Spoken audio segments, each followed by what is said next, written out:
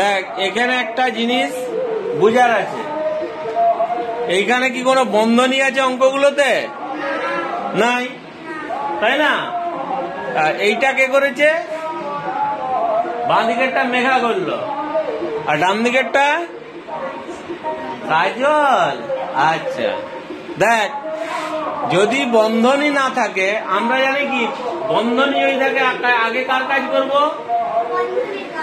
আর এইখানে যদি বন্ধনী না থাকে, আমরা আগে যোগ থাক, বিয়োগ থাক আর ভাগ থাক, আগে আমরা কার কাজ করব? ভাগের কাজ করব। ঠিক আছে? তাহলে এইটাতে কি করেছে না মেঘা করেছে? এই যে 30 যুক্ত 10 ভাজিত 5, তাহলে আগে ও কি করেছে? ভাগের কাজ করেছে। 10কে 5 দিয়ে ভাগ করেছে, 2 হয়েছে, সেইটাকে 30-এর সাথে যোগ করে দিয়েছে। আবার এটাতেও যেটা করেছে কাজল, 20 বিয়োগ বিযুক্ত 8 ভাজিত 4, এখানে এও কিন্তু আগে ভাগের কাজ করেছে। 8কে 4 দিয়ে ভাগ করেছে, 2 পেয়েছে, দিয়ে 20-র সাথে বিয়োগ করেছে, 20 থেকে 2 বাদ দিয়ে দিয়েছে, তাহলে 18 হয়েছে। আর এখানে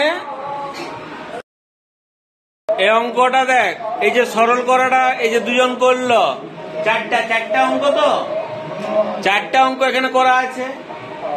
হ্যাঁ, একটা করেছিল কে? মেঘা একটা করেছে, কাজল একটা, আর রুদ্র একটা করে না, মৌমিতা একটা, আর একটা মানসী। দেখ, আমরা হচ্ছে কি বলছি না, এই যে এগুলো তো সব সরল করা, এগুলো সরল করার অঙ্ক। তাহলে যদি দেখা যায় যে সরল করার মধ্যে বিয়োগ, যোগ আর ভাগ চিহ্ন থাকে, তাহলে আমরা আগে কার কাজ করব? ভাগের কাজ করব। প্রথমটাতে দেখা যাচ্ছে যে 12 বিযুক্ত 10 ভাজিত 2, আমরা আগে 12 নামিয়ে দিয়েছি, বিয়োগ চিহ্ন নামিয়েছি, 10 থেকে 10 আর 2 যেটা ভাগ করেছি, কত পেয়েছি? 5, 7 হয়েছে, তাই না? 5, 12 থেকে 5 বাদ দিলে 7। আর একটা কি করেছি না, এখানে দেখা যাচ্ছে 22 যুক্ত 12 ভাজিত 4 আছে, তাহলে 22 যোগ চিহ্ন নামিয়েছি, 12 আর 4 ভাগ করে আমরা 3 পেয়েছি, দিয়ে 22-এর সঙ্গে যোগ করেছি। এখানে আবার দেখা যাচ্ছে মেঘা যেটা করেছে 30 যুক্ত 10 ভাজিত 5, এখানেও ভাগের কাজ আগে আমরা করছি। 10 ভাজিত 5, ভাগফল পেয়েছি 2, আর 30 ছিলই, যোগ চিহ্ন নামিয়ে দিয়েছি, কারণ এটা ওইভাবেই নামবে, দিয়ে 32 হয়েছে। এইখানে আবার 20 বিযুক্ত 8 ভাজিত 4, আগে ভাগের কাজ করেছে। 8 আর 4 ভাগ করলে হচ্ছে 2 ভাগফল, আর 20 বিয়োগ চিহ্ন যেমন ছিল নামিয়ে দিয়েছে, দিয়ে 18 হয়েছে, 20 থেকে 2 বাদ দিলে 18। তাহলে সরল করায় যোগ চিহ্ন, বিয়োগ চিহ্ন, ভাগ চিহ্ন থাকলে আগে আমাদেরকে ভাগের কাজ করতে হবে। ঠিক আছে? দেখ, এইখানে একটা জিনিস দেখ, তাহলে অঙ্কিতা কোনটা করেছে? এইটা। আর অর্পিতা? তাহলে অঙ্কিতার অঙ্কটা আছে কি 60 যুক্ত 2 গুণিত 5 আছে তো? আচ্ছা, প্রথমে অঙ্কিতা কিসের কাজ করেছিস? গুণের কাজ। তাহলে 60কে 60, যোগ চিহ্ন নেমে গেছে, 5 দুগুণে 10 হয়েছে, তাহলে 60-এর সাথে 10 যোগ করে কত পেয়েছিস? 70। তাহলে আমরা এখানে যোগ চিহ্ন, গুণ চিহ্ন ছিল, আগে কার কাজ করলাম? গুণ চিহ্ন। আচ্ছা, অর্পিতা কি করেছে? অর্পিতা ঠিক করেছে অঙ্কিতা?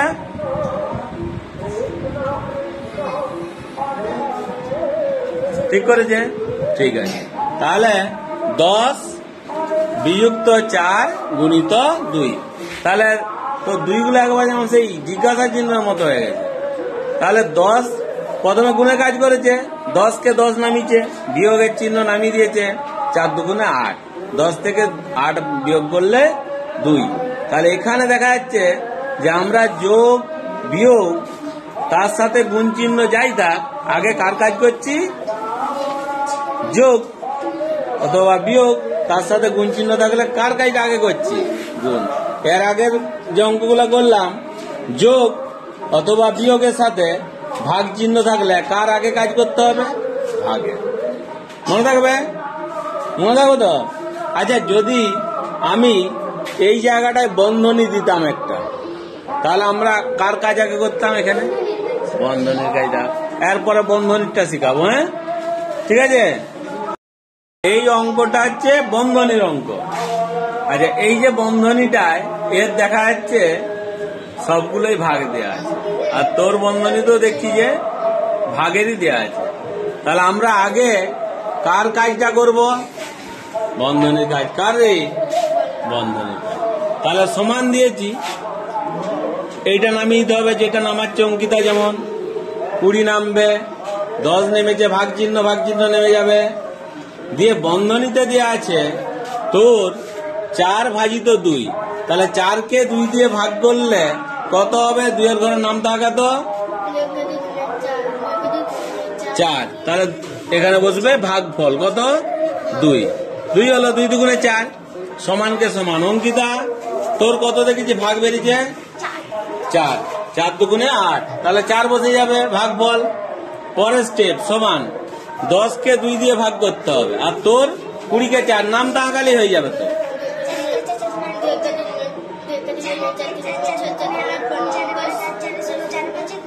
4 5 20, এর দাঁড়ালো 5 আর এরও দাঁড়ালো 5। তাহলে আমরা আগে বন্ধনীর কাজ করেছি, তারপরে বন্ধনীর বাইরের কাজ করেছি, তাই তো? হ্যাঁ, দুজনেরই উত্তর বেরিয়েছে 5। হ্যাঁ, 5 তো। 30 ভাজিত বন্ধনী আছে 10 2। তাহলে আমরা কোন জায়গাটা আগে কাজ করব? এই দুটোর মধ্যে করব না এই দুটোর মধ্যে? অঙ্কিতা কোন দুটোর মধ্যে হবে? বন্ধনীর মধ্যে। তাহলে সমান চিহ্ন এইটা যেমন আছে নেমে যাবে, ভাগ চিহ্ন নেমে যাবে। এবার আমরা বন্ধনীটা করব, 10কে 2 দিয়ে ভাগ করব, 2 এর ঘরের নামটা আঁকাতে হবে, কখন 10 হচ্ছে। বাহ, তাহলে কত হলো? 5। 5 দিয়ে সমান চিহ্ন সমান, এখানে কত আছে? 30। 30কে 5 দিয়ে, তাহলে 5 এর ঘরের নামটা আঁকাতে হবে, কখন 30 হচ্ছে? 6। পারলো? কিরে, হয়েছে? হয়েছে তো? হয়েছে? সুন্দর। তাহলে আগে বন্ধনীর কাজ করেছি, তারপর বন্ধনীর বাইরে কাজ করেছি। আর একটা দেখাবো, এইটা বিয়োগ, সবই বিয়োগ চিহ্ন, কিন্তু এখানে বন্ধনীর কাজটা আগে হবে, তাই তো? তাহলে সমান, দেখি কি হয়। 9 থেকে 2 বিয়োগ করলে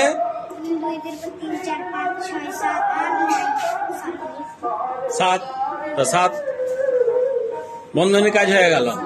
যে চিহ্ন আছে নেমে যাবে 1, নিচে সমান করলে, বাহ, দেখি অর্পিতা এইভাবেই 8 থেকে 5 বিয়োগ করলে কত হচ্ছে? 3। তাহলে এইটা হয়ে গেছে কাজ, বন্ধনী কাজ হয়ে গেছে। তো পড়ে রইল এইটা, বিয়োগ চিহ্ন বসে যাবে, 2 2 বসে যাবে, সমান নিচে 3 থেকে 2 বাদ দিলে কত হবে? 3 থেকে 2 বাদ দিলে,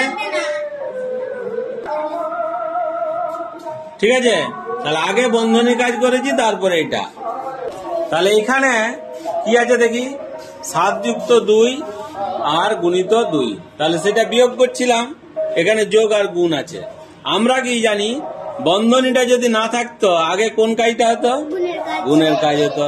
কিন্তু যেহেতু বন্ধনী দেওয়া আছে, আগে যোগের কাজ। বুঝা গেল? তাহলে এখানে 8 দিয়ে 10 করেছে, এখানে করে দিয়ে 7 দিয়ে 9।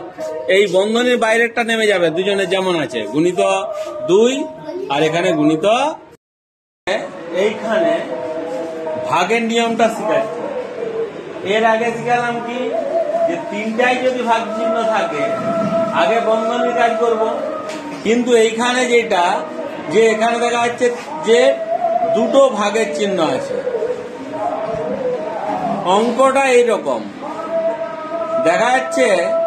অঙ্কিতা, অর্পিতা, মেঘা আর কাজল 4 জন মিলে 24টি নৌকা তৈরি করেছে কাগজে। 4 জনে কটা তৈরি করেছে?